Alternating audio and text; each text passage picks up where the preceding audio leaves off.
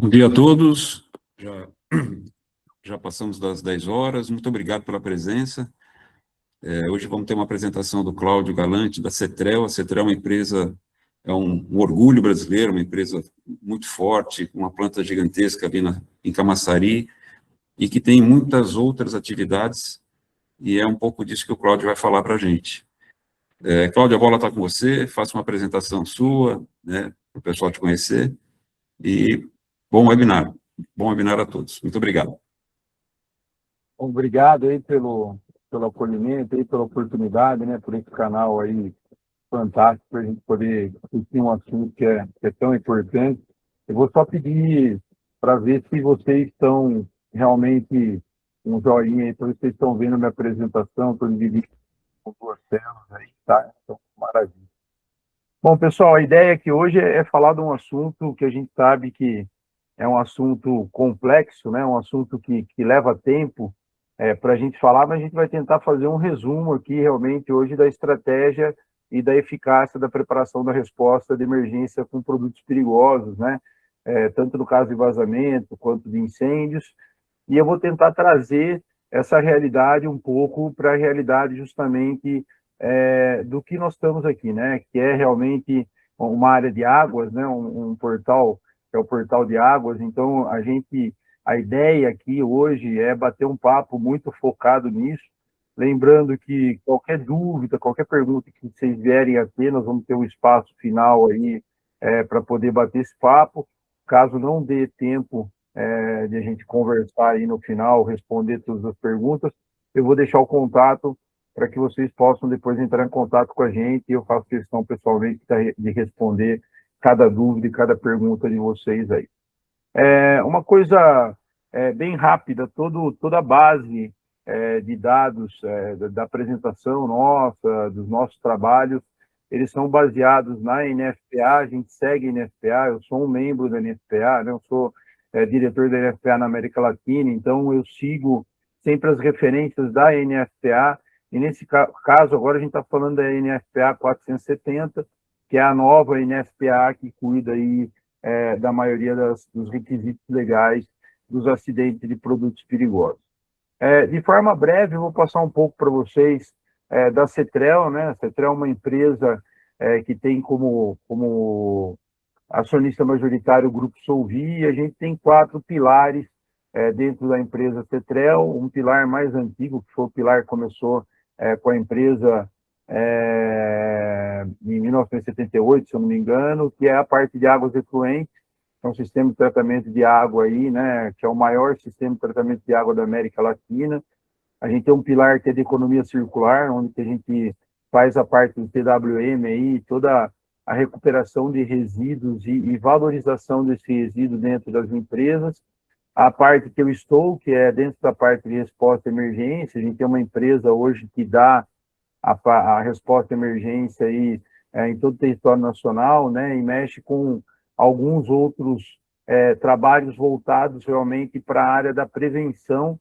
Eu acho que isso tem bastante a ver com a conversa que nós vamos ter aqui hoje, que é essa parte da prevenção dos acidentes e, no caso do acidente, como que a gente age tendo já um trabalho preventivo. E a parte de consultoria ambiental, que tem uma sinergia muito grande com essa parte nossa de resposta à emergência, onde a gente tem toda a parte de diagnóstico, monitoramento, tanto de solo como de água, né? Remediação de áreas contaminadas. Então, a gente tem hoje esses 4 pilares dentro da empresa. Bom, por que estratégia importa, né? O que hoje, o que mais a gente vê hoje no mercado brasileiro é a questão do custo do improviso, né? Então, uma emergência, ela se baseia ali por uma coisa muito rápida, né? Que são os 10 primeiros minutos. Então, esses 10 primeiros minutos de uma emergência, não necessariamente uma empresa de emergência, ela tem que ter um caminhão em cada esquina do Brasil, né? Como se foi vendido por muito tempo aí por muitas empresas. Eu tenho um tempo-resposta, eu tenho uma estrutura nacional, eu consigo atender emergência em qualquer esquina.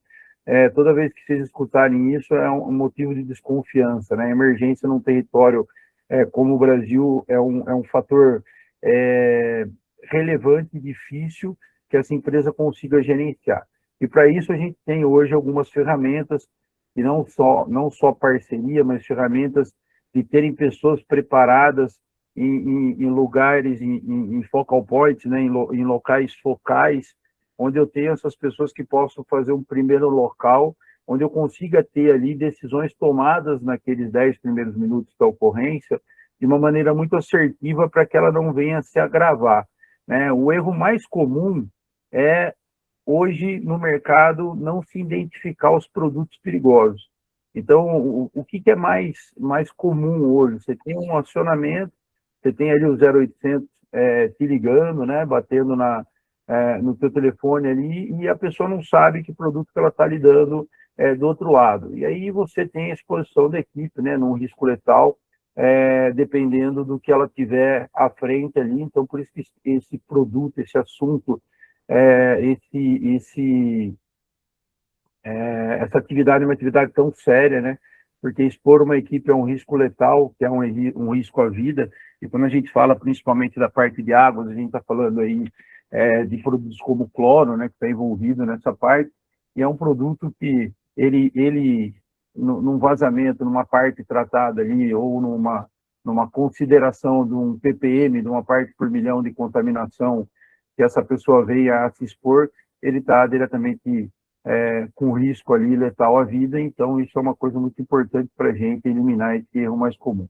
E como eu disse antes, nós vamos usar a NFPA 470, que traz o API, que a gente chama, API, que a gente chama nos Estados Unidos, que até então no mercado hoje brasileiro é muito usado vários processos. Como o mercado brasileiro hoje é um mercado do Ctrl+C, Ctrl+V, então cada treinamento que a gente acaba indo de produtos químicos perigosos, a gente ainda escuta o processo do DECIDA, que é um processo muito antigo, e outros processos muito antigos, e a gente já está aí já falando da normativa nova, da 470, normativa essa que logo, logo nós vamos começar a ter esses treinamentos no Brasil. Eu estou acabando de fazer as provas para fazer esse treinamento no Brasil, e ele dá uma padronização internacional, principalmente a resposta do MARPEL, que são os produtos químicos perigosos.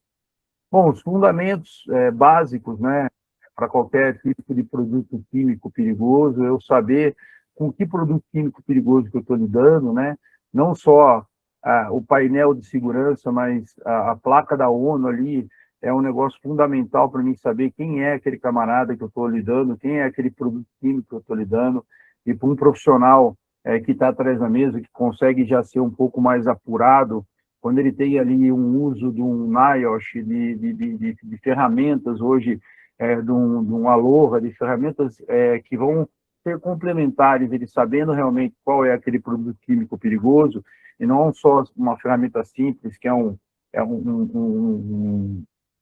manual da Biquim, né?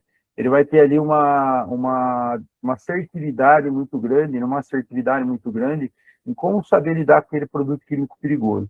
Então, o painel da ONU, eu sempre costumo dizer que ele é o painel mãe para qualquer pessoa que venha responder uma emergência com produtos perigosos. O painel da ONU, ele traz para mim, na parte superior, quais são os riscos daquele produto, né? Então, para quem não está familiarizado com produto químico perigoso, por exemplo, esse é um painel de amônia, né?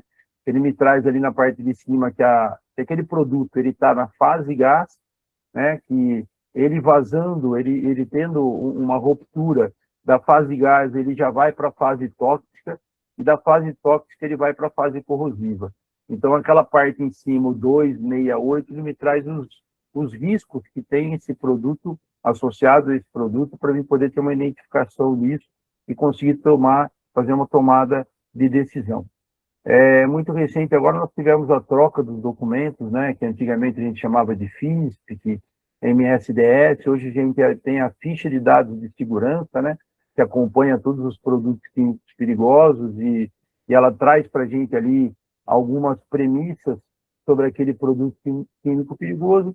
E quando é um produto químico perigoso não identificado, eu tenho que sempre ter na cabeça que eu tenho que procurar ali uma guia 111 do meu manual de resposta à emergência, seja ele da Biquim ou seja ele internacional.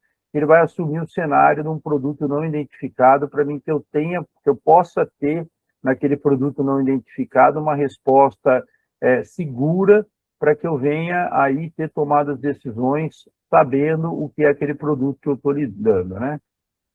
Como eu falei para vocês, a 470 ela traz uma espinha dorsal da área de resposta a emergências. Essa espinha dorsal, o API, ele vem aí trazer uma maneira que eu posso analisar, identificar o material que eu estou lidando, né? Avaliar o risco desse material que eu estou lidando, avaliar as condições ambientes, as fontes que eu tenho ali, técnicas, para poder fazer com que aquelas coisas sejam validadas. Então, na avaliação inicial, se eu tenho ali, por exemplo, e sei que é um vazamento de óleo combustível, né, um óleo diesel. Esse vazamento de óleo diesel ele já vazou por 2 horas no local e ele já está numa terra. Para que eu vou movimentar uma viatura gigante de emergência para poder ter um local que ele está totalmente condicionado a uma estrutura que eu consigo, com um profissional, fazer com que eu, uma retroescavadeira, uma pá carregadeira, um caminhão, consiga tirar aquilo com segurança e destinar aquilo. Não necessariamente eu vou ter que ter uma estrutura gigantesca de resposta à emergência, e isso passa pela avaliação inicial, né?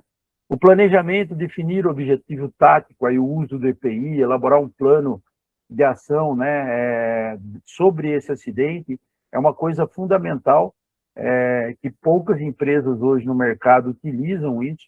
Então, o que a gente mais vê hoje? Empresas e treinamentos sendo dados no mercado, eles levam profissionais, por exemplo, aqui, né, eu vi um treinamento recente, profissionais tendo capacitação de produto químico perigoso, entrando dentro de uma piscina com barreira de contenção e fazendo uma contenção de materiais flutuantes dentro de uma piscina, com uma roupa de PVC e com um macacão de Taivém. Se eu tenho hoje um produto flutuante na água e eu planejo fazer alguma coisa para esse produto flutuante, conter esse produto flutuante, eu de maneira nenhuma posso colocar a risco o meu profissional. Então, eu jamais colocaria um profissional meu na água, vestindo uma roupa como essa, porque se é um material flutuante, é um material sobrenadante, com certeza aquele material vai ter um ponto de fulgor e vai ter uma inflamabilidade. Se ele vier a pegar fogo, eu vou ter aí essa pessoa colocada em risco. Então, esse planejamento, ele é um planejamento que tem que ser tomado com uma boa decisão, com um bom aprendizado e com uma decisão assertiva, né? A implementação e execução da tática, né? Eu sabendo aquilo e pulando para a implementação, de como que eu vou implementar aquela tática, aquele planejamento que eu tomei, é fundamental para que eu venha aí executar ações de prevenção, né, com segurança e com controle, principalmente na parte da comunicação que eu tenho tudo aquilo envolvido e na comunicação contínua, ou seja, o que eu vou passar daquele acidente, do início, do meio e do fim e do pós-acidente, né, que ele seja feito já nessa etapa de implementação. Porque dependendo de como eu começo esse acidente, de como eu atendo esse acidente no início, o final dele vai ser pior ou não, né? Eu vou gerar uma quantidade maior de resíduos ou não se eu implementei aquilo de uma maneira planejada. Então, essa é a ideia que a NFPA 470 traz para a gente, que ganhar um tempo ali planejando, né? Fazendo ali um bom planejamento, uma boa estratégia, para como eu vou lidar com aquela situação daquele material vazado, daquele material perigoso, para mim ter realmente uma assertividade naquilo ali. A avaliação e monitoramento das áreas táticas, né, atingidas é uma coisa que vai depender justamente do passo a passo e da continuidade do negócio. Então, a avaliação, desculpa que não interferência, eu não vi o que foi, pessoal, mas essa avaliação desse monitoramento, ele vai me dar, por exemplo, se eu tenho que tirar uma camada superficial de terra de 5 centímetros, se eu tenho que tirar uma camada de terra de um pouco mais de 15 centímetros, de 30 centímetros, essa avaliação ela é muito importante, tanto para a empresa de atendimento à emergência, como para o cliente, para a clareza do cliente, o que ele está gerando de resíduo. Então, esse monitoramento daquela área e a amostra daquele monitoramento vai fazer com que aquele resíduo gerado fora do cliente, dessa avaliação, ele mostra que realmente aquele resíduo que foi tirado era um resíduo necessário, né? E eu terminar essa ocorrência, eu ter de terminar essa ocorrência aí, para mim encarar realmente a parte final que eu tenho, de juntar toda a documentação para que eu faça com que esse trabalho que foi feito para o meu cliente, ele seja um minimizador para o órgão ambiental, né, para as entidades que ali fiscalizam aquele acidente, que ele venha a ter realmente uma minimização desse impacto, para realmente a multa não ser dada com tanto rigor, né, ou ser realmente uma defesa de uma multa muito boa para ele, que é o terminar isso de uma maneira correta. Uma coisa que a gente ouve muito, né, e uma coisa muito comum hoje no mercado de atendimento à emergência, são as zonas, né, são o que a gente fala hoje de zona quente, zona morna e zona fria, onde eu tenho ali a parte minha do posto de comando, que é uma área que eu realmente tenho esse pessoal de médico, pessoal de triagem, todos eles muito bem protegidos, numa zona que é uma zona sem risco de contaminação, sem risco dele ter ali uma exposição direta ao produto, né? A zona morna é minha porta de entrada e saída para a zona quente, para a zona que realmente eu tenho o risco da contaminação. Então, essa zona morna faz com que eu deixe toda a parte minha contaminada que entrou naquela área da zona quente e saia para a zona fria dentro daquela área da zona morna. Então, a parte de EPI, a parte dos resíduos, elas são tratadas nessa zona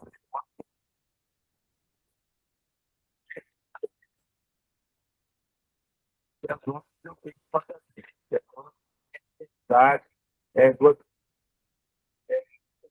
horas passado muito grave na parte de emergência química que aconteceu nos Estados Unidos, onde uma cidade foi evacuada, né? Tiveram algumas mortes, tiveram muitas pessoas contaminadas, e a tratativa dessa zona quente foi uma tratativa fundamental para que não tivesse mais pessoas.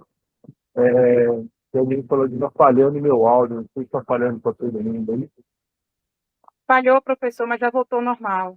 Já voltou?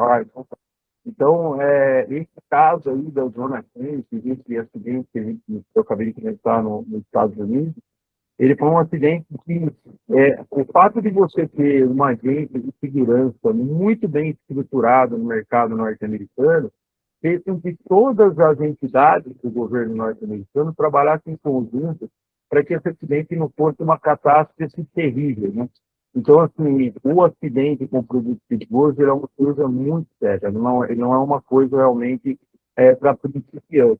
Então, uma das coisas mais sérias que o cliente hoje, principalmente, tem que levar em consideração é quem é aquela pessoa que está dando essa resposta para mim, capacidade que ele tem de estar numa zona quente. Então, hoje a gente vê muito, né, treinamento do pessoal usar a roupa nível A. E o fato de usar uma roupa nivelada, uma pessoa aprender um treinamento de 16 horas, 30 horas, 40 horas a fazer isso de uma roupa nível A, isso é muito preocupante. Quando a gente vai para a legislação norte-americana, quando a gente vai para essa, principalmente a 470, ela me dá uma referência muito boa do que eu tenho ali como referência no atendimento emergente. Um profissional para usar uma roupa nível A, ele precisa de treinamento de 30 horas. E aí muita gente sempre me pergunta, pô, Galante, mas por que tudo isso, né? Porque uma roupa nível A, ela é uma roupa que, a partir do momento que a pessoa entra dentro da roupa nível A única coisa que ela tem para tirar é o EPR, é a garrafa de ar que está nas costas dela ali, que ela vai poder ter o acesso àquele ar. No caso de um problema com aquele EPR, no caso de um problema se ele tiver no acidente, na fase quente do acidente ali, o que ele deve fazer para sair daquela zona que ele está e ele ter ainda uma chance de poder se salvar, né? De poder colocar a vida dele realmente não em xeque, não existe, né? Mas ele tem hoje várias ferramentas que ele pode trabalhar que não são ensinadas hoje na maioria das empresas que atendem emergência, eles não sabem isso. Então, a gente tem, ao mesmo tempo que tem uma sorte, eu vou colocar assim, né, que muita gente fala que Deus é brasileiro, a gente tem também organismos competentes no Brasil hoje que regulam essa parte do atendimento emergente. São Paulo do seu organismo competente, que é a quando ela vai para uma frente de trabalho, ela vai para um atendimento, ela tem ali profissionais altamente capacitados, inclusive adentram a roupa nível A, fizeram um treinamento completo para isso, para dar uma garantia, uma segurança que aquelas pessoas que estão envolvidas, elas têm a tranquilidade de ter uma entrada e uma saída, uma zona quente, um produto ela vai realmente ter absoluta certeza do que ela está fazendo. Deixa eu só mexer na minha tela.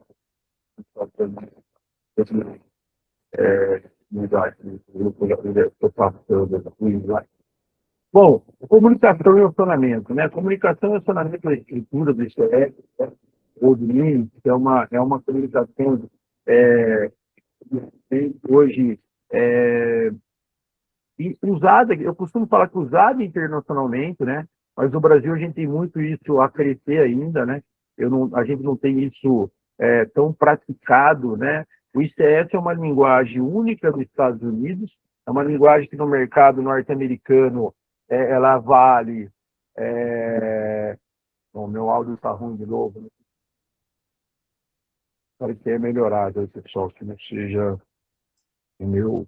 Ele dá uma falhada, mas dá para te ouvir, viu? Porque qualquer coisa eu troco o fone, tá? Se for alguma coisa aí que continuar, me avisem que eu troco meu fone aqui para não ter problema. Então, a parte do ICS, por exemplo, é uma ferramenta, ela é uma linguagem única no mercado norte-americano, onde o mercado norte-americano sabe o que é o incidente moderno. Qual que é a desvantagem, talvez, do ICS? O Brasil tem uma sigla, o Corpo de Bombeiros do Estado de Minas Gerais que usa outra sigla, o Corpo de Bombeiros da Bahia que usa outra sigla, e cada um tem uma particularidade. Tem hoje no mercado brasileiro, hoje uma entidade federal que regulamenta isso, como é no mercado norte-americano, que a FEMA faz isso, e da FEMA sai para as outras entidades, como bombeiros, defesa civis e tudo isso, o estabelecimento desse comando de incidente, né, que aciona, estabelece quem são as pessoas que vão trabalhar em qual caixinha, né? Então o ICS ele me traz ali uma grade que uma pessoa vai me ajudar na logística, outra pessoa vai me ajudar na parte do atendimento à situação de crise de descontaminação, outra pessoa vai me ajudar na parte de evacuação de uma cidade, de um bairro. Então, eu tenho isso muito bem determinado nessas caixinhas do Incident Commander. E ativação do plano de atendimento de emergência das equipes de hazmat. Dentro do Incident Commander, ele tem uma caixa específica para isso, que é uma caixa que recebe toda uma atenção especial, porque hoje no mercado, usando como exemplo de novo a NSA, e não me entendam ou não me interpretem mal, tudo que eu estou falando aqui, que eu estou usando é a referência norte-americana, por ser a referência mais estudada e mais prática hoje no mercado social. Nessa parte do acionamento da equipe de hazmat, do ativamento do sistema do plano de atendimento emergencial, a gente tem uma robustez em volta dele muito grande com a parte de tecnologia. Então, exemplo, né? O mercado norte-americano, quando ele teve isso na semana passada, ele tem a possibilidade de pegar um drone, voar um drone especial até aquele local que teve aquele vazamento de produto químico, me dá mais ou menos quanto que eu tenho de vazamento, quanto que eu tenho de pluma de contaminação naquele local, transmitir ao vivo para uma equipe de gerenciamento do ICS, aquela equipe de gerenciamento do ICS vai saber qual decisão tomar e o que ele deve colocar lá dentro para não se expor a um risco tão grave, né? Ele tem ali em tempo real, por exemplo, uma estação de meteorologia para saber se a chuva está chegando, não está chegando, se ele vai ter reação. É um capítulo à parte, realmente, esse ICS, tem muita coisa que a gente pode falar sobre isso, mas eu vou entrar de forma mais rápida aqui, sucinta, nos acidentes, para poder mostrar um pouquinho para vocês o que são os acidentes industriais, né? Então, os acidentes industriais, ele tem ali no primeiro passo a notificação do acidente, ele recebe o alarme, né? Então, geralmente a gente está numa planta, se toca um alarme daquela planta, detecta aquele problema, né? Tem todo um plano de evacuação daquela planta, um plano de emergência envolvido, o acionamento da brigada, dos bombeiros, do plano de auxílio mútuo, muitas vezes, que vão fazer parte ou de acabar com o incêndio, estancar um vazamento, né? E poder trabalhar naquela área ali quente, naquela área realmente que vai poder trabalhar as pessoas que entendem, e notificar e isolar realmente usando ali um plano de emergência interno, ou muita gente conhece também o PEI como plano de emergência individual, mas o PEI é uma coisa que é usado na área, e o plano de emergência interno, que a NFPA 460 traz,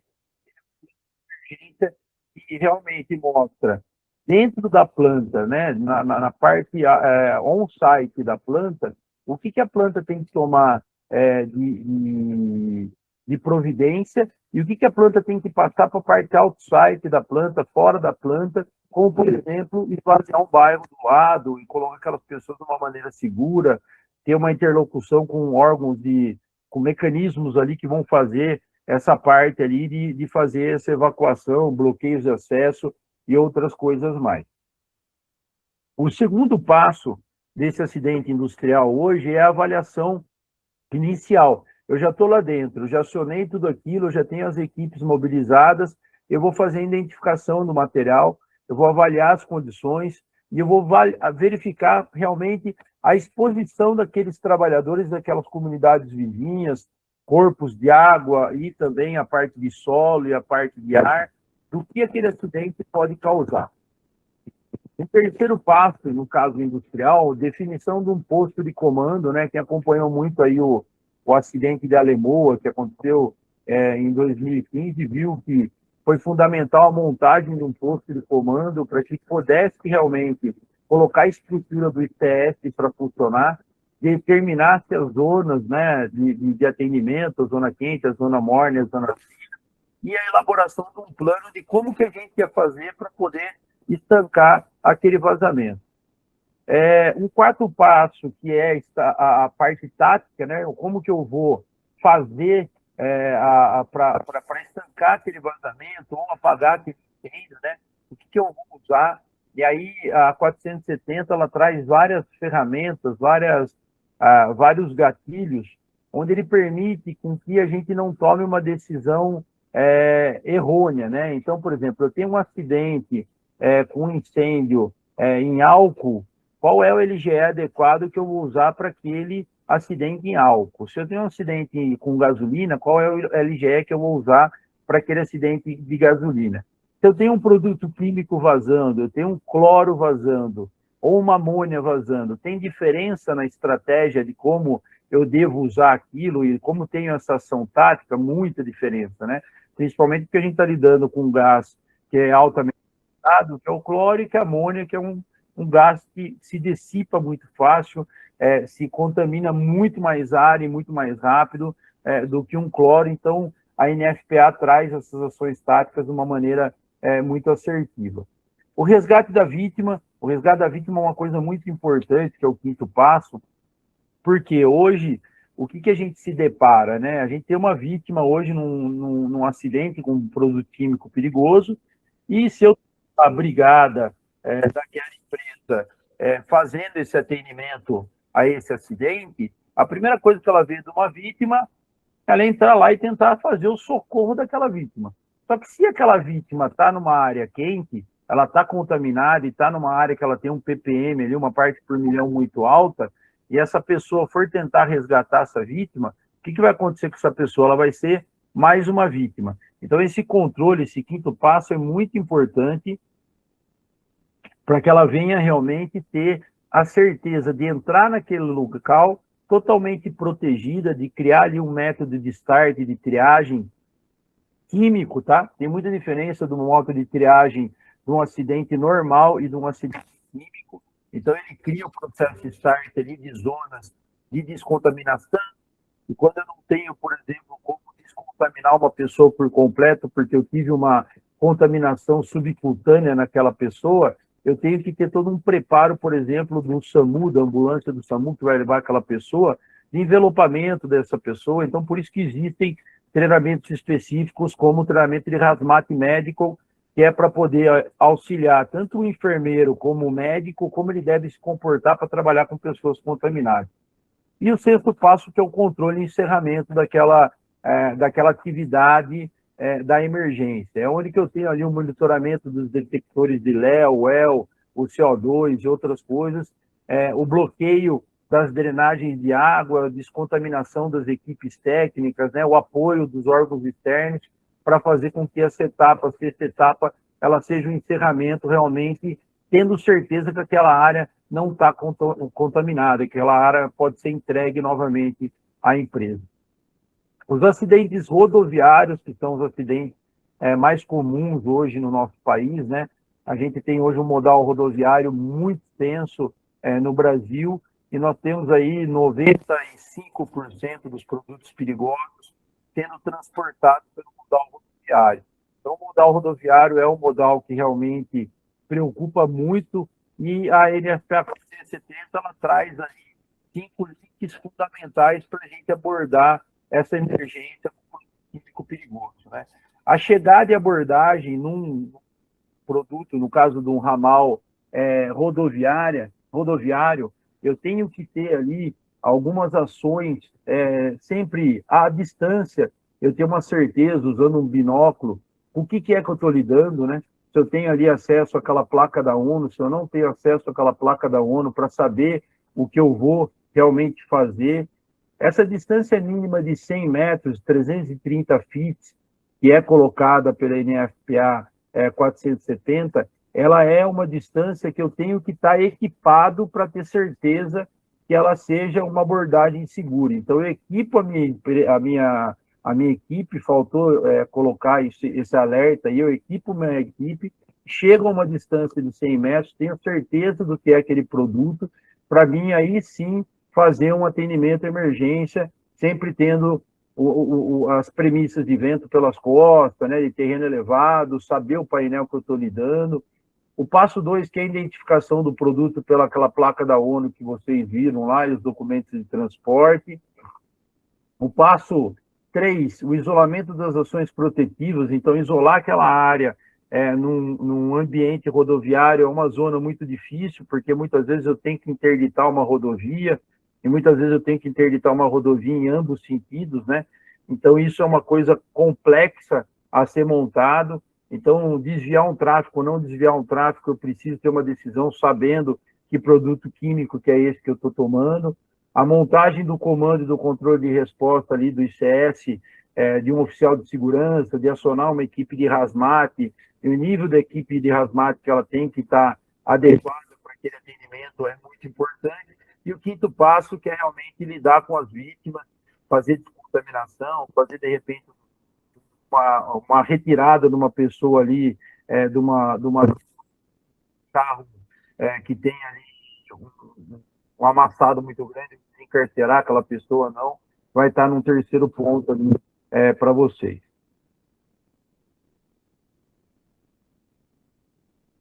Teve uma pessoa que está perguntando se os slides estão passando. Eu não sei se os slides estão passando para todo mundo, ou está parado no começo ainda.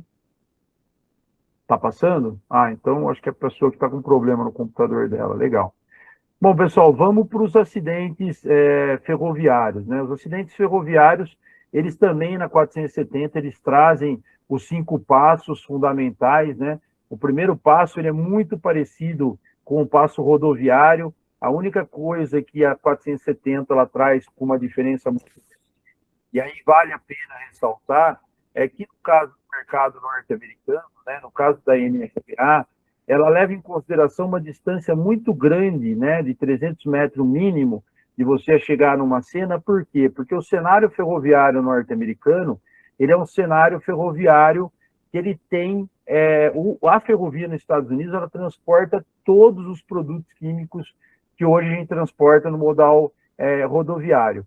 Então, o cloro, a amônia, um H2S, tudo que a gente puder imaginar de piores produtos químicos, eles são transportados pelo modal ferroviário nos Estados Unidos. No Brasil, existe uma lei que o modal ferroviário ele só pode transportar óleo diesel.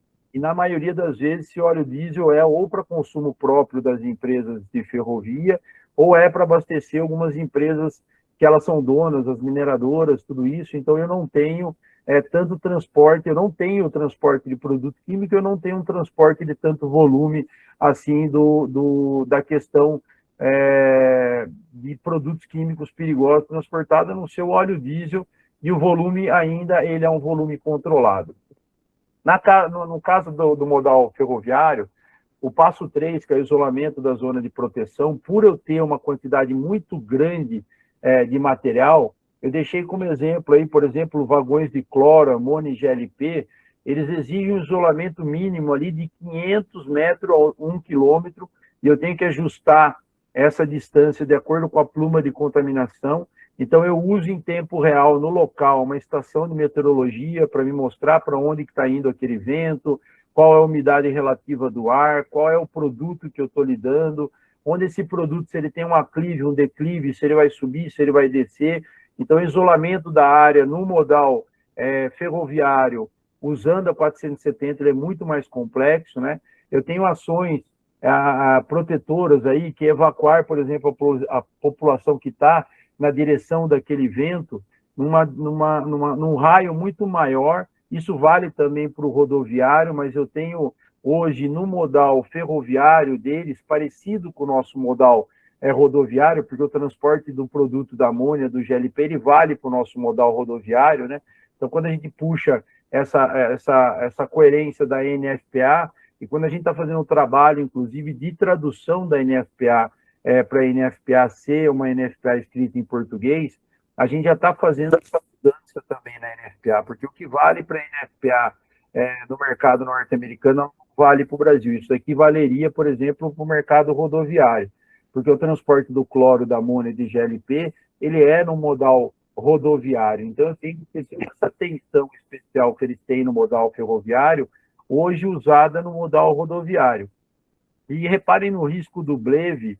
Os vagões ferroviários nos Estados Unidos, eles são vagões ferroviários que, no caso de uma explosão, que no caso de ter um bleve, a dinâmica dele de uma explosão, ela é muito menor do que a dinâmica de explosão de um caminhão rodoviário. Então, ali eu tenho uma evacuação, por exemplo, de 800 metros.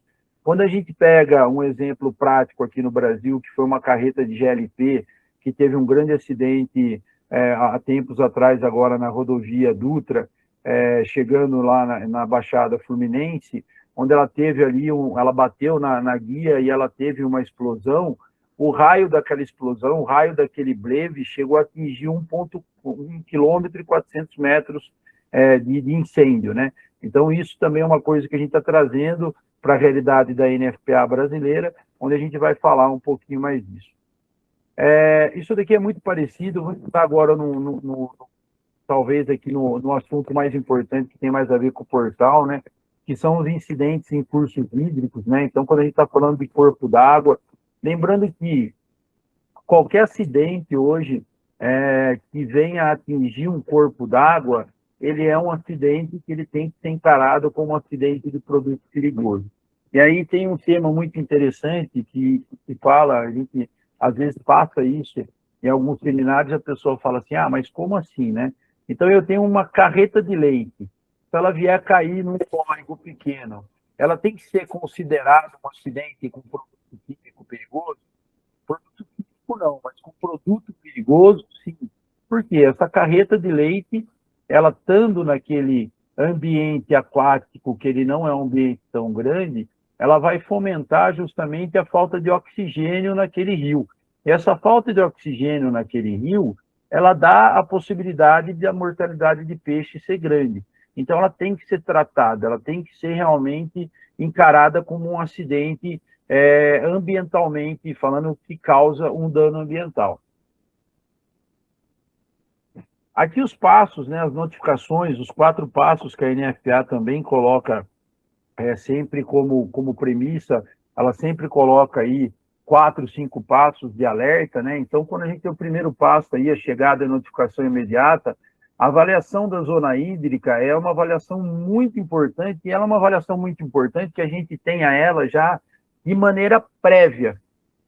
Quando eu estou falando de hídricos, se eu não tenho hoje um site, se eu não tenho hoje uma área que me dê, por exemplo, onde foi aquele acidente químico e o que aquele acidente químico pode ter na proximidade de locais que tenham abastecimento de água, de locais que tenham captação de água, Se eu não tenho tudo isso previamente mapeado, eu vou ter um trabalho muito grande na hora de um acidente de saber para onde aquele rio corre, o que aquele rio vai abastecer e qual cidade que eu devo notificar de imediato para que aquela água pare de ser captada. Então, isso, num plano preventivo, ele é muito importante eu ter isso hoje já de maneira georreferenciada. As notificações imediatas aos órgãos ambientais, estaduais, a própria Agência Nacional de Água, é fundamental que elas ajudam nesse ponto, né? Ou seja, a ANA hoje ela tem todos os rios hoje mapeados a nível nacional, ela pode ajudar muito no caso de um acidente. Esses shapes que a ANA tem hoje, que a Agência Nacional de Água tem hoje, eles estão disponíveis para que você possa ter, tanto na sua empresa, daqueles rios, daqueles corpos d'água que passam perto da sua unidade, como também para as empresas de atendimento de emergência a nível nacional, onde estão isso, você consegue colocar esse shape hoje, tanto usando um georreferenciamento de um Marplot, para poder usar direto o sistema de produto químico perigoso, ou até mesmo no próprio Google Earth, que já traz ali muitas informações de córregos, só que elas não trazem as informações principais do córrego, que é tamanho do córrego, vazão desse córrego, para que lado que está indo, qual é a estação de captação, de qual cidade está mais próximo. Então, isso tem que ser feito, esse cruzamento, e a Defesa Civil para que ela haja de imediato, aí, no caso de uma contaminação de corpo hídrico. Os alertas, né, das captações, todas as captações de água das cidades envolvidos naquele território que foi aquele acidente, a gente precisa saber qual que é a comunicação que eu tenho com aquela cidade, se é uma comunicação direta com a estação de abastecimento, ou se é uma comunicação que eu vou ter com a prefeitura ou com a Defesa Civil, para que interrompa de imediato, que as pessoas não venham fazer uso daquela fonte de água, né? E a caracterização desses recursos hídricos, como eu coloquei para vocês, dependendo do produto químico que eu tenho, eu vou saber o que eu uso hoje, qual a volatilidade que eu tenho para poder trabalhar com isso. Um terceiro passo que é o isolamento de proteção de manguezais. Isso é uma coisa que a gente vem trabalhando hoje e vai de acidente a acidente e de local a local, né? Muitos manguezais que são afetados hoje, principalmente por óleo preto, né? Por petróleo de manchas órfãs ou de manchas que realmente venham a vazar e acabam atingindo esses mananciais, a gente tem hoje um trabalho muito grande com o órgão ambiental local, que eu vou limpar esse manguezal de maneira manual, eu vou deixar com que a natureza faça esse trabalho e eu vou usar algumas ferramentas que ajudem a natureza a fazer esse trabalho. Isso é uma coisa muito importante, porque muitas vezes, quando eu vou entrar numa área de manguezal para fazer um trabalho manual, eu posso estar mais prejudicando aquela biota local em querer limpar do que eu estar pisando naquele local e tendo a infiltração daquele óleo de uma maneira muito mais rápida. Então, isso é muito interessante, que cada vez que eu tenho um acidente num corpo hídrico que chegue até um MAN de uma área de proteção ambiental, que seja uma área encharcada, eu tenho essa decisão junto com as autoridades locais que vão poder saber realmente o que eu devo ou não fazer. Uma quarta ação tática, que é a contenção e o controle, o uso de barreiras de contenção, de equipamentos que chamam skimmer, que me ajudam a tirar aquela parte flutuante da água, do produto que está na parte superficial, né? Da água, materiais absorventes, e outros para mim poder justamente ter a retirada ali daquele grande volume, daquele material que está sobrenadante na água. Uma coisa muito importante é a coleta da amostra da água, porque muitas vezes eu tenho filme, por exemplo, no caso de um vazamento de óleo diesel, eu tenho aquele filme colorido na água que muitas vezes ele se mistura com o filme colorido de uma área de decomposição de raiz. Então, para mim saber que aquilo ali realmente é um óleo diesel ou é alguma coisa de decomposição de uma matéria orgânica, eu preciso ter a coleta e a amostra dessa água para saber onde eu vou atuar de uma maneira direta nesse acidente. O recurso hídrico ele tem também a mesma estrutura de comando unificado do ICS, né? Ele requer e precisa do pessoal dos bombeiros, a gente precisa aí estar com os órgãos ambientais. A agência de água tem um papel fundamental no saneamento, né? O recurso específico No caso do mergulho, ele tem que ser um mergulho especial. Esses mergulhadores eles devem ter um treinamento especial no que a gente chama de hazmat, né, de hazard marking, de controle de produto químico perigoso, porque eu não posso simplesmente colocar um mergulhador com uma roupa de neoprene e um cilindro de ar respirável dentro de uma água que ele possa ter uma contaminação cutânea. Por quê? Porque a roupa de neoprene, por mais que ela proteja, ela tem ali uma camada que realmente partículas pesadas vão cruzar nela e vão fazer com que ela entre. Como que eu faço nesse caso? Eu tenho que fazer um mergulho, tá? Usando roupas de escafandro especial, com ar-condicionado para aquele mergulhador, onde ele possa fazer realmente um estudo mais profundo da água, tendo a coleta de particulados para ele poder ter uma resposta. O uso do helicóptero é fundamental para mim saber o tamanho dessas manchas, a dimensão, onde elas estão chegando, que parte eu devo monitorar.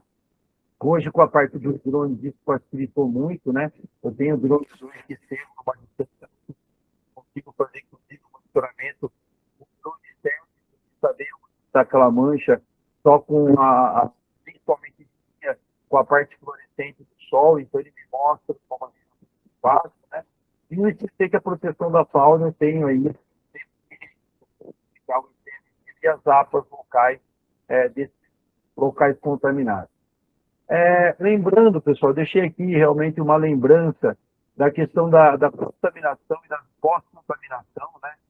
Então, toda emergência ela tem que ter uma descontaminação, seja ela qual for a emergência, ela tem que ter um processo de descontaminação, desde um processo de óleo diesel simples, até mesmo o processo que a gente vê hoje dos bombeiros entrando para apagar um incêndio, né? Na saída, eles deveriam serem descontaminados, tirar aquela fumaça, aquela fuligem de cima dele.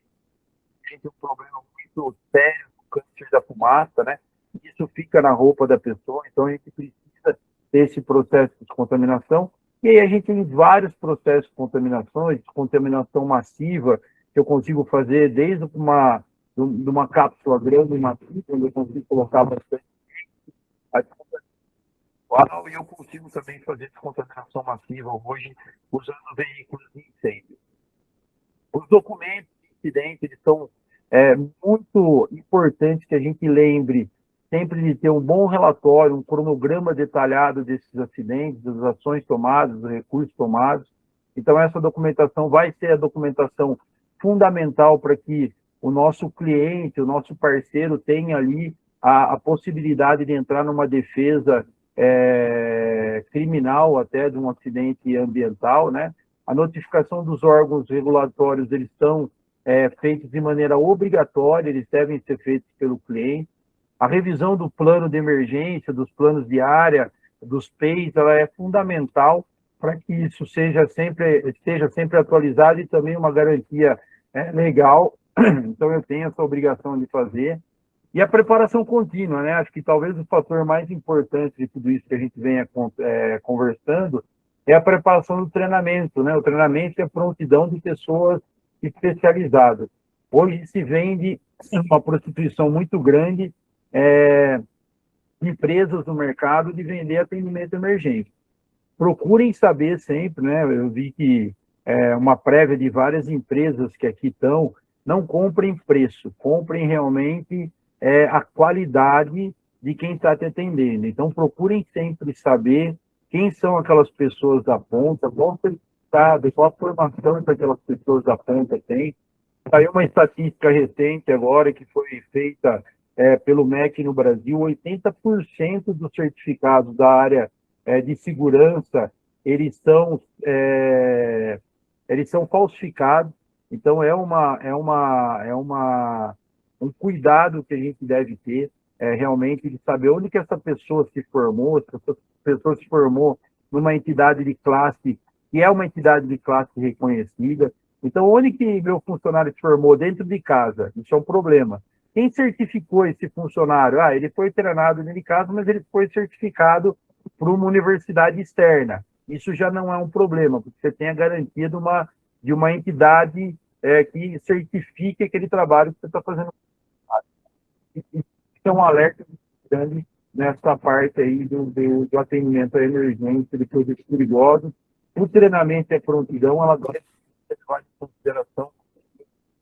Está preparado, pessoal, ser independente, as etapas aí da 470 que ela traz, e logo, como eu disse para vocês, vamos ter esse treinamento já disponível no Brasil, um treinamento muito bom, e se preocupar sempre em ter sempre 80% da redução da contaminação daquele meio. Acho que isso é fundamental. Bom, cravando meu horário aqui nos meus 50 minutos, eu deixo aqui para vocês os contatos das perguntas que a gente não conseguir interagir aqui, não conseguir responder nesse tempo que nós vamos estar num bate-papo agora de alguns minutos. Tem aí os contatos da CETREL, o e-mail que é respondido em 100% aí dos casos. Então, eu estou à disposição de vocês também para qualquer dúvida. Peçam para que eu tenha interação com vocês aí através do comercial da CETREL, eu vou estar à disposição. Fazendo um merchandising bem rápido, pessoal, eu tenho uma página no Instagram que chama Emergências Industriais. Quem não segue lá. Eu falo muito sobre acidentes, sobre questões de treinamento. Vale a pena quem não estiver seguindo, seguir a gente lá. E agora eu fico aberto para perguntas.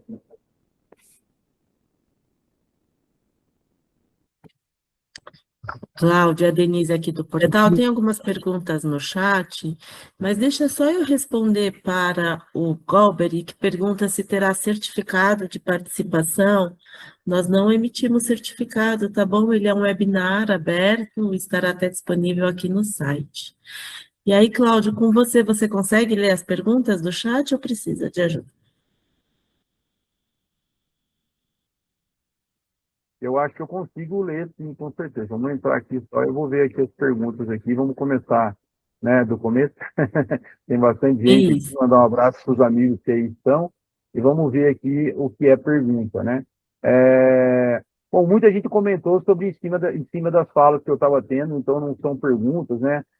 Mas aqui tem uma pergunta, o Flávio Russo fala, no caso do apoio da agência ambiental do governo do estado, pode confirmar, Cláudio, por favor? Quero dizer, não apenas a fiscalização, mas um apoio anterior a isso, né? Ao longo da preparação. Flávia, com certeza, isso é uma coisa, essa mentalidade no Brasil, ela já foi, eu tô no mercado de atendimento de emergência desde 1994, né? Eu tô sem cabelo, geralmente você tem cabelo, você sabe que ele está no tempo no mercado. Antigamente se tinha muito medo, né? Eu vou envolver um órgão ambiental, eu vou envolver um órgão externo. Hoje esse paradigma foi quebrado. Hoje a gente tem que envolver e tem que trabalhar de mão dada. Por quê? Porque o órgão ambiental, o órgão do governo, está aqui para ajudar a gente. Então, se existia, principalmente no começo da lei de crimes ambientais, um erro realmente de interpretação das empresas, e trazer os clientes para perto delas, poderia mostrar a fragilidade delas. Eu não acredito nisso. Eu acredito que realmente a gente tem que trabalhar a quatro mãos, tem que trazer isso para dentro, ver quais são realmente as fragilidades todos têm, conseguir junto com eles trabalhar, né, para que os estados, para que os cenários eles sejam minimizados. E isso para mim vale em qualquer estado brasileiro, como você colocou aí. Eu sei que muito estado não tem estrutura, como eu coloquei de exemplo da CETESB, mas vai de cada estado também ajudar o órgão ambiental do seu estado a ter uma estrutura oportuna para poder estar participando. Bom, a parte de certificado você já comentou, né? Só o que é certificado? Treinamento sério, aí vai ter certificado. Isso aí é o negócio do certificado, o objetivo é esse. Tem o certificado porque me formei em alguma coisa. Certificado de participação no seminário, ele não serve para a carreira de vocês, não. Ele serve realmente para... A ideia nossa aqui é instruir, dar alguns pontos para que vocês despertem interesse realmente em se aprofundar nessa área e procurem o próprio portal, não tenho dúvida que o próprio portal vai indicar para vocês treinamentos aí de qualidade para que vocês venham ter certificados de qualidade também. A Laís fez uma pergunta legal aqui no modal rodoviário. tem um limite mínimo em litros que se considera a utilização do método de Hazmat? Laís, não. Por que não? Porque vai depender muito do produto que eu tô lidando, né? Mas não importa para mim se é 1 litro ou 100 mil litros, isso vai ser um agravante, né? 1 litro ele contamina, 1 litro de gasolina, se ele cair na água, ele contamina quase 10 mil litros de água. Então, assim, se eu tiver 100 mil litros, eu vou ter uma contaminação maior ainda. Então, é importante que a gente lide com o método do Hazmat, né, do Hazard Material, que é a tradução do produto químico perigoso, que a gente lide com isso sempre de uma maneira muito séria. O que eu sempre falo? Você como empresa, ou você como profissional, você tem condições de atender uma emergência que vai até, sei lá, 10 mil litros. Eu tenho recurso, eu tenho material, eu tenho barreira de contenção, barreira de absorção, brigada. Você tem um controle interno. Passado disso, você precisa de um apoio. Qual vai ser esse apoio? Ou vai ser um plano de ajuda mútua entre as empresas que estão em volta de você, ou vai ser uma contratação de uma empresa que vai te prestar esse apoio, mas desde 1 litro até o número que for, é importante que vocês tenham essa consideração que há um vazamento de produto químico, sim. Deixa eu ver se tem o Ricardo Vivas aqui. Ele coloca aqui, né, existe uma preocupação principalmente com as equipes de saúde no processo de descontaminação de vítimas, a exposição dos produtos perigosos. Se tratando de exposição de vítimas de gases tóxicos, se entende que o processo de descontaminação pode variar muito em função da característica da especificação do produto, da exposição e do ambiente, o local a ser aberto, ventilado e tal. Qual a sua experiência referente a isso? A NFPA trata como esse assunto? Ricardo, muito obrigado pela sua pergunta, excelente pergunta. O produto, ele vai determinar tudo para a gente, né? Então, um especialista, como eu disse para vocês, ele vai sempre se basear no quê? Numa referência. Então, eu vou me basear, por exemplo, no NIOSH, que é um livro que me traz uma referência muito boa sobre aquele produto químico que eu estou lidando.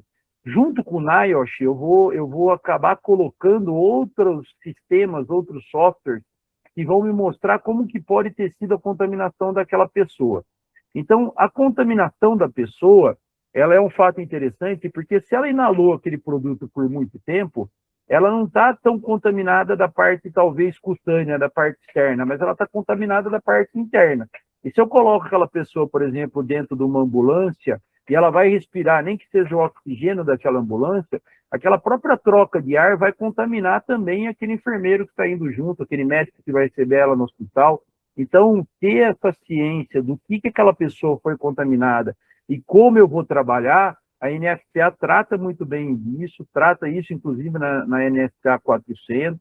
Existem outras NFPAs, como existia a antiga 472, que falava muito da parte médica, mas ela está toda unificada dentro da NFPA 400, e ela precisa, sim, ser levada muito a sério, porque a volatilização de produtos, tem produtos, por exemplo, inflamáveis, que você fica exposto, mesmo estando exposto, e ele, no momento, não ter feito mal para você ali numa parte, por exemplo, de inalação, naquele momento, ele vai te fazer mal num futuro próximo. E você pode tranquilamente estar encharcado na tua roupa e na tua pele com material inflamável que qualquer faísca, qualquer coisa que vier a pegar fogo naquele local ali, vai acabar queimando aquela pessoa. Bom, aqui um abraço especial ao meu amigo Edson Guilherducci, que fez aqui, né, com o próprio tanque de combustível da carreta, com mais de 600 litros, né, no caso do acidente, ele já é um contaminante, sim, mas nós estamos falando de um tanque de carreta de 600, tem carreta que leva hoje 2 mil litros de óleo diesel. Quando você vai para um vagão ferroviário, a gente tem vagão ferroviário hoje que leva 10 mil litros de combustível, ou até mais, dependendo da distância que eles percorrem, né? Então, também é uma necessidade estar preparado para esse tipo de emergência. Bom, Denise, eu acho que no chat o que a gente tinha de pergunta é isso, né? Eu estou aberto, acho que já está dentro do tempo, aí se alguém quiser levantar a mão e fazer alguma pergunta, vai ser um prazer para mim responder. E se por acaso, eu sei que muita gente é tímida, né? Se por acaso alguém quiser fazer pergunta, por favor, gente, fiquem à vontade em mandar o e-mail, que vai ser um prazer muito grande para a gente poder interagir com vocês aí. Com certeza, ô Cláudio. Só ficou ali que ó, acho que o próprio Edson perguntou onde que a Cetrel costuma fazer a descontaminação desse material utilizado na emergência. Eu não vi. A Cetrel, ela tem, hoje, tanto... A Cetrel faz parte do grupo Solvi, né? Então, a gente tem hoje, na verdade, 140, mais ou menos uns 140 pontos de destinação de resíduo, né? A descontaminação, por exemplo, dos resíduos como a nível a gente faz ela hoje dentro da base nossa de descontaminação, e aquela água contaminada, aquele resíduo contaminado, a gente leva sempre para uma fonte de destinação do próprio grupo. Então, 100% dos casos, hoje a gente destina dentro do grupo, é um grupo muito grande que está presente no Brasil inteiro, então a gente faz essa destinação, no caso, dentro do grupo. O Edson levantou a mão, pode falar. Ele levantou, Edson. Bom dia, parabéns pela apresentação, parabéns à Cetrel, à Solvi. A pergunta que eu quis fazer, além do material utilizado, não descarte do produto químico, do produto perigoso em si, mas simplesmente eu acredito que a maioria dos cursos hoje, eles terminam o treinamento numa etapa antes de acabar a ocorrência, né? Então, quando eu me formei, então a roupa de nível a ferramenta, as piscinas que é usada na descontaminação, eu não vejo hoje ninguém mais terminando um treinamento descontaminando aquele cenário. Então, ou seja, eu aprendi na década de 94 que o problema dos produtos de emergências químicas, produtos perigosos, é você aumentar a área de contaminação, você pegar uma vítima contaminada e levar para o hospital se torna um contaminante. Você pegar uma roupa de nível A que você utilizou, você lava, pré-descontamina, faz uma descontaminação prévia na área e depois leva para o quartel. Tem casos onde pessoas com roupa guardada na reserva do quartel se contaminaram tempos depois, porque não houve essa incineração, não houve essa descontaminação correta, porque nem sempre uma roupa ela pode ser reutilizável, dependendo do contaminante que você está. Então, eu só gostaria de complementar a pergunta, justamente por isso, porque eu vejo uma descontinuidade nos treinamentos, como se você lavasse lá com água, passasse uma vassoura na roupa, e dali acabou a ocorrência. Muito obrigado pela apresentação, e parabéns para vocês, para a Cetrel e para todos aí. Obrigado, Ed. Antes de mais nada, um grande amigo que eu tenho, um professor também, uma pessoa que entende muito, e realmente, você falou uma verdade, hoje a gente tem o atendimento à emergência de produtos perigosos, né? Ela é muito banalizada, ou seja, a pessoa vai lá, faz o transbordo, e ou utiliza uma roupa, ou chega e lava aquela roupa e usa de novo, e lava. Esse processo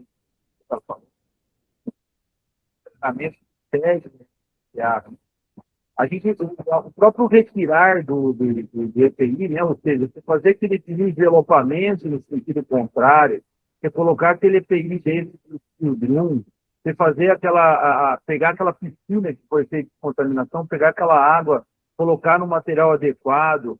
Uma das coisas que a gente se preocupou quando nós fomos montar uma pista de contaminação, é ter realmente uma lona muito grande, onde aquela lona ela consegue ser envelopada, ser guardada, onde a gente consegue fazer o processo dela de contaminação também em algum local adequado.